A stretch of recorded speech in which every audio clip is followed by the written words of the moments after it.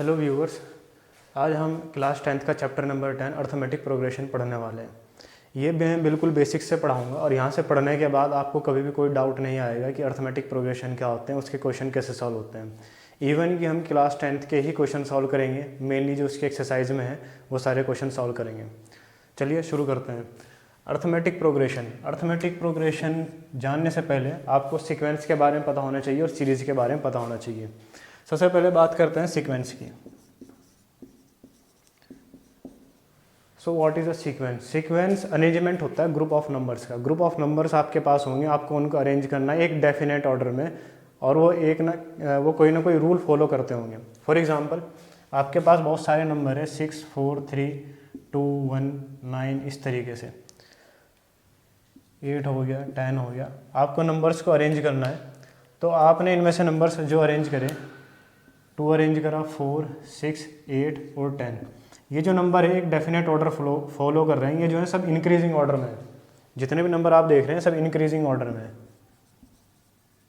तो एक definite order follow कर रहे हैं और एक रूल भी फॉलो कर रहे हैं। वो रूल क्या है कि हर एक जो टर्म है वो दूसरे टर्म के +2 ऐड कराने के बाद आ रही है। हर एक टर्म में कितने का गैप है?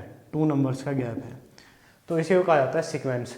Then what is a series? Series में क्या होगा? सीरीज में कुछ नहीं होता है। ये जो आपने लिखा है सीक्वेंस 2, 4, 6, 8 और 10, इसके बीच में अगर आप प्लस का साइन लगा दें तो ये सीरीज़ बन जाएगी, या फिर अगर आप इनके पीछे माइनस का साइन लगा दें तो ये सीरीज़ बन जाएगी। तो सीरीज़ और सीक्वेंस में बस यही अंतर होता है कि सीरीज़ में कोई साइन, सीरीज़ में प्लस माइनस आ जाता है टर्म्स के बीच में, और सीक्वेंस में कोई ऐसा साइन नहीं आता है। ठीक है।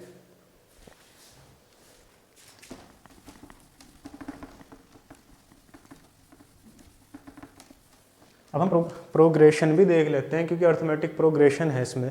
प्रोग्रेशन में क्या होगा? मान लीजिए आपके पास एक सीरीज़ गिवन है, सीक्वेंस गिवन है 2, 4, 6, 8, 10। इसके बाद वाला टर्म अगर आपसे पूछा जाए कि क्या होगा, तो आप बता सकते हैं कि इसके बाद वाला टर्म होगा 12, क्योंकि हर एक नंबर 2 नंबर से गैप के बाद आ रहा है, फिर उसके बाद आ जाएगा 14, ऐसे डैश डैश। तो इसी चीज़ को क्या कहा जाता है कि अब टू चलती चली जाएगी, ऐसी प्रोग्रेस होती चली जाएगी, इसी चीज़ को प्रोग्रेशन कहा जाता है। ऐसे करके आप इसकी कोई भी टर्म निकाल सकते हैं। तो आपने सीक्वेंस देख लिया है, सीरीज देख लिया है, प्रोग्रेशन देख लिया है। अब अर्थमेटिक प्रोग्रेशन की बात करते हैं कि अर्थमेटिक प्रोग्रेशन क्या होता है। तो an arithmetic progression is a series या फिर sequence in which each term can be obtained by adding a definite term to its preceding term. An arithmetic progression is a sequence या फिर series, दोनों से निकाल सकते हैं। An arithmetic progression is a sequence और series in which each term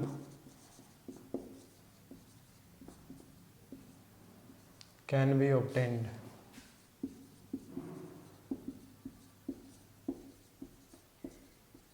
by adding या फिर सब्ट्रैक्टिंग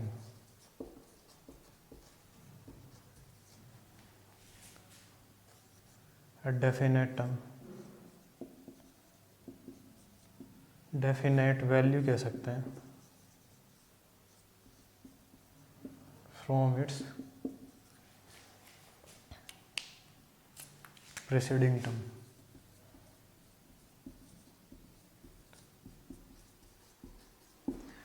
तो एक अर्थमेटिक प्रोग्रेशन एक सीक्वेंस या सीरीज होगा जिसमें कोई भी टर्म आप ऑब्टेन कर सकते हैं ऐड या सब्ट्रैक्ट करके, कोई एक डेफिनेट टर्म वैल्यू या फिर कोई एक डेफिनेट टर्म भी कह सकते हैं, जैसे फ्रॉम इट्स प्रीसीडिंग टर्म, उसकी प्रीसीडिंग टर्म से। इसका मतलब क्या है? इसका मतलब ये है कि मान लीजिए 2 है, 4 है, 6 है और 8 है। इसमें अगर आपको कोई भी वैल्यू निकालनी है इसके बाद वाली, तो आप वो वैल्यू ऑब्टेंड कर सकते हैं। और वो वैल्यू ऑब्टेंड करने के लिए आपको क्या करना पड़ेगा? एक डेफिनेट वैल्यू उसमें तो ऐड या सब्ट्रैक्ट जो उसमें हो रही होगी वो करानी पड़ेगी। तो उसमें यहाँ पर सारी वैल्यूज़ ऐड हो रही हैं, तो आपको भी क्या कराना पड़ेगा? ऐड कराना पड़ेगा। और वो डेफिनेट वैल्यू क्या है? वो है 2। तो जब आप इसमें 2 ऐड करा देंगे तो नई वाली टर्म आ जाएगी 10। तो इस ऐसी सीक्वेंस या सीरीज को क्या कहा जाता है? Arithmetic progression. ठीक है। अब इसके बाद हम फॉर्मूला देखते हैं जो इसमें यूज़ होता है।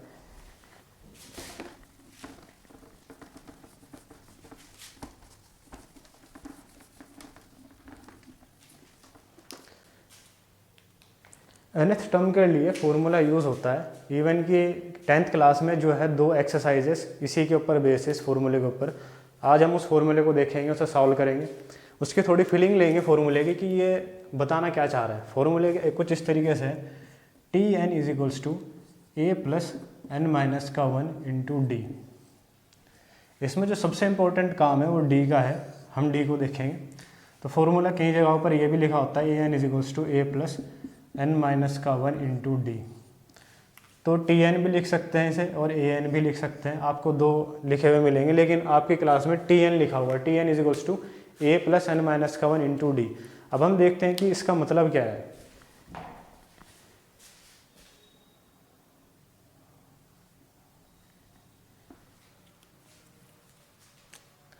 तो मान लीजिए आपके पास कोई सीरीज़ है 5, 11, 17, 23, 29 अप टू डैश डैश इस तरीके से जा रही है। अब हम देखते हैं पहले टी एन क्या होता है।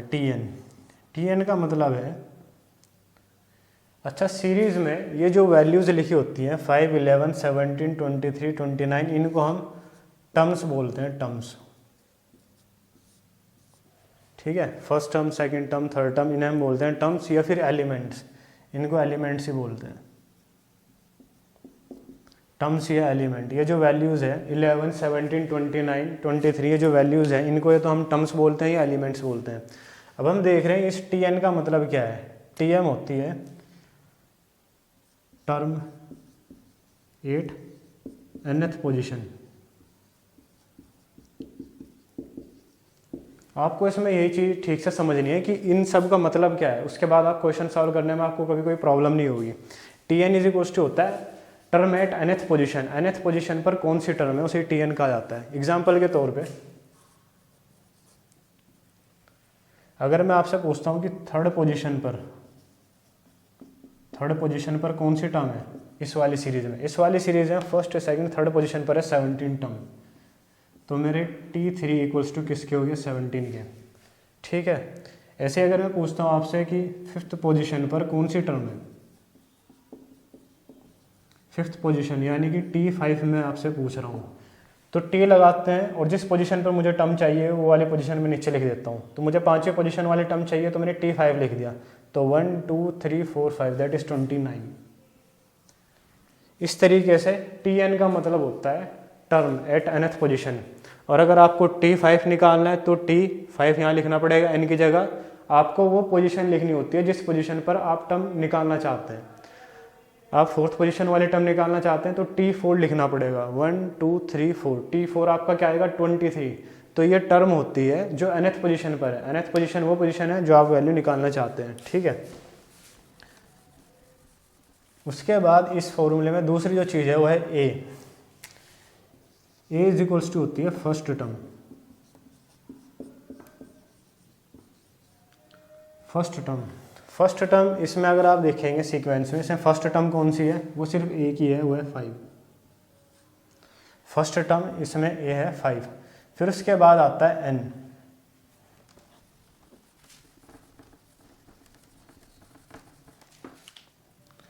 Tn हमारे पास फॉर्मूला है a प्लस एन माइनस का 1 इंटू डी। हम इसकी एक एक वैल्यूज़ को देख रहे हैं, इसकी एक एक फॉर्मूले की टर्म को देख रहे हैं, इनका मतलब क्या है। ठीक है, Tn का मतलब बता दिया गया आपको, a का n का मतलब होता है पोजीशन ऑफ द टर्म। अब इसमें नोट करने वाली बात यह है इसमें n में कि ये न तो कभी फ्रैक्शन में होगी और न ही कभी ये 0 होती है, बल्कि इसे लिख लेना चाहिए इन AP, नोट करके इसको लिख लेना चाहिए आपको, note n can never be in fraction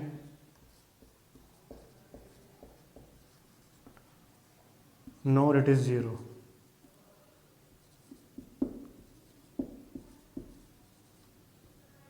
न तो ये फ्रैक्शन में होगी और न ये कभी 0 होती है। ये बात आपको लिख लेनी चाहिए जो मैंने n के बारे में लिखाई है कि n क्या होती है, n बताती है position of the term. Example के तौर पे मैं आपसे पूछता हूँ n के लिए कि 23 की क्या पोजीशन होगी। तो 23 की पोजीशन हम देखेंगे 1 2 3 4, फोर्थ पोजीशन है, तो यहाँ से n की वैल्यू क्या आ जाएगी 4। 29 की क्या पोजीशन है, तो 29 की पोजीशन के लिए n की वैल्यू क्या आ जाएगी 5। ये टर्म की पोजीशन बता रही है, n क्या बता रहा है, टर्म की पोजीशन बता रही है, ठीक है। और n के बारे में बात जरूर ध्यान रखना कि n न तो कभी भी फ्रैक्शन हो सकता है और न ही कभी इसकी वैल्यू ज़ीरो होती है। आगे इसका काम आएगा क्योंकि न्यूमेरिकल्स हैं इसके बेसिस पे। अब हम देखते हैं डी को हमें थोड़ा ठीक से समझना होगा। डी को समझने के लिए पहले हम डी के बारे में लिख लेते हैं, व्हाट इज अ डी।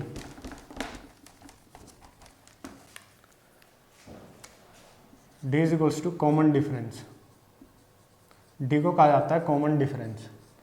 अब ये बहुत इंपॉर्टेंट चीज़ है। अगर कोई भी सीरीज या सीक्वेंस खुद को ए पी कह रहा है तो उसका कॉमन डिफरेंस सेम होना चाहिए। बल्कि ये भी नोट वाली बात हो सकती है कि in an A P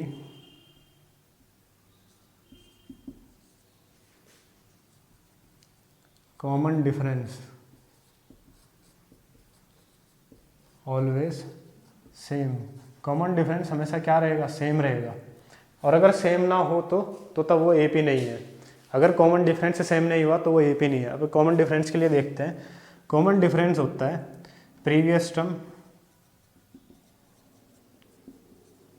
minus next term, लिख सकते हैं इसे। पिछले वाली टर्म और उसके आगे वाले टर्म को अगर हम माइनस करें तो हमारा डी आ जाता है। अब जैसे मैं इसको माइनस करूँगा, डी इज इक्वल्स टू, यहाँ पर प्रीवियस टर्म मैंने लिया 11, सॉरी ये गलत लिख दिया, next term minus previous term. D is equals to होगा next term minus previous term. D क्या होता है, नेक्स्ट टर्म। तो जो नेक्स्ट टर्म है हमारे लिए 11 माइनस प्रीवियस टर्म 5, तो डी की वैल्यू क्या आ जाएगी 6। तो यहाँ से यहाँ का जब मैंने डिफरेंस करा तो डी मेरा क्या आया 6। अब मैंने कहा in an A P common difference always same. हर ए पी में कॉमन डिफरेंस हमेशा सेम रहेगा। तो मेरे लिए तो नेक्स्ट टर्म ये भी हो सकती है 17, उसके प्रीवियस वाली टर्म कौन सी हो जाएगी 11। तो डी इज इक्वल्स टू कितना आएगा 17 माइनस का 11, दैट इज इक्वल्स टू 6। तो ये भी 6 आ गया।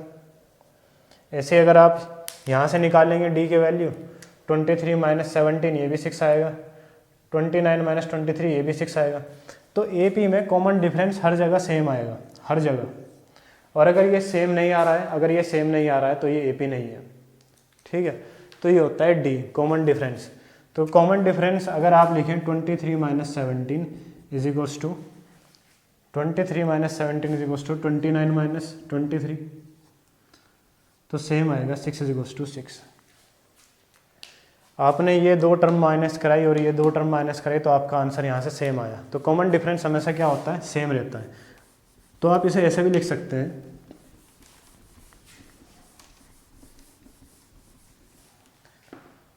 अगर मैं इसे टर्म के बेसिस पर लिखता हूँ, ये मेरी कौन सी टर्म है T1, ये मेरी कौन सी टर्म है T2, ये मेरी कौन सी टर्म है T3, यह टर्म है मेरी T4, ये मेरी टर्म है T5। अभी हमने कॉमन डिफरेंस देखा, और कॉमन डिफरेंस में क्या होता है कि कॉमन डिफरेंस AP में सेम रहता है। तो फिर मेरा जो T2 माइनस T1 किसके इक्वल आ जाएगा, T3 माइनस T2 के इक्वल आ जाएगा। और T4 minus T3 is equals to T5 minus T4 के इक्वल आ जाएगा।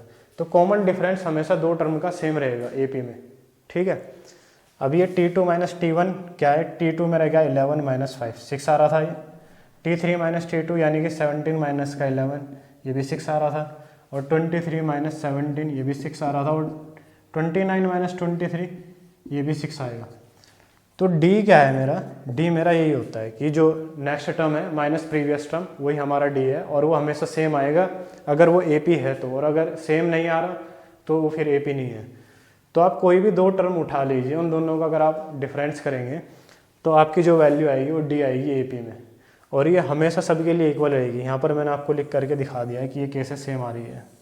तो ये होता है D। आई होप आपके समझ में फॉर्मूला आ गया होगा। अब हम इससे रिलेटेड कुछ क्वेश्चन करते हैं जिससे आपके बेसिक्स और क्लियर होंगे।